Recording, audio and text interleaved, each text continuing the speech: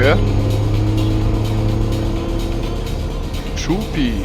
Deborah DeLuca, aka the Queen of Naples, is one of the most prominent flag bearers for Tempo, with over a decade producing and launching her own global line. She's undoubtedly Ja, weil es gescheite Personal fehlt.